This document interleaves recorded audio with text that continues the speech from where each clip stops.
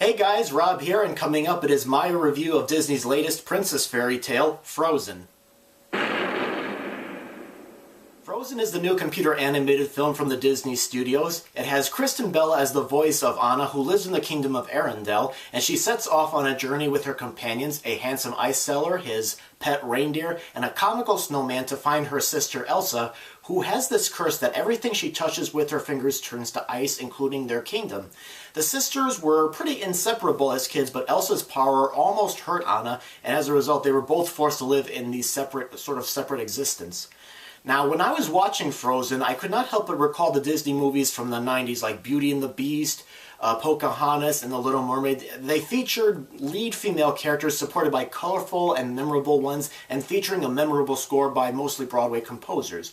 Now here, I thought the characters had personalities you could relate to, including the fun-loving Anna, who cares about her confused, frustrated sister Elsa, even though people have labeled Elsa to be a monster.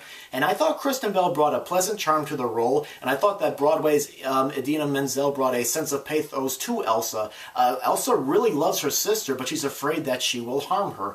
But with what this character goes through, I honestly thought she could have been maybe a little bit more complex than how she was in the film. We do get comedy relief from a snowman named Olaf. He kind of reminds me of a toned-down Jerry Lewis. He's voiced by comedian Josh Gad, and the character had some very hilarious visual gags, and he came in with funny moments at just the right time in the film. Now, something that I did not like about Frozen, surprisingly enough, was the score.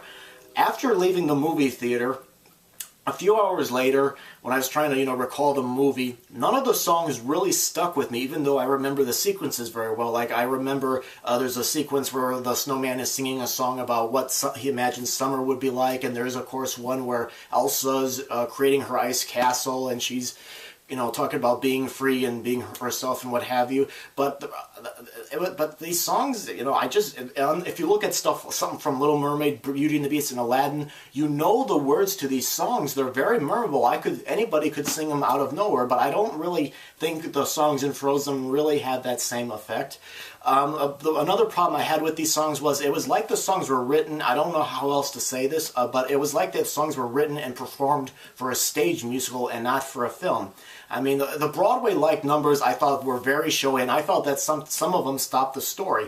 I mean, in movies like Lion King and Little Mermaid and Beauty and the Beast, the songs helped tell the story. It helped move the plot along. They sounded like they were done for a movie, and that it sounded like they were done in a recording studio for a movie instead of, like something for a stage play. The story itself is very serviceable. I mean, sometimes I felt like it could be a little bit rushed, and at times I felt like the story kind of went through the motions, especially if you're familiar with the movies that I just mentioned. But it does take a few twists and turns, and I think that this does have some very strong things like, not hiding who you really are and loving people no matter what, and it does have some cute moments in here.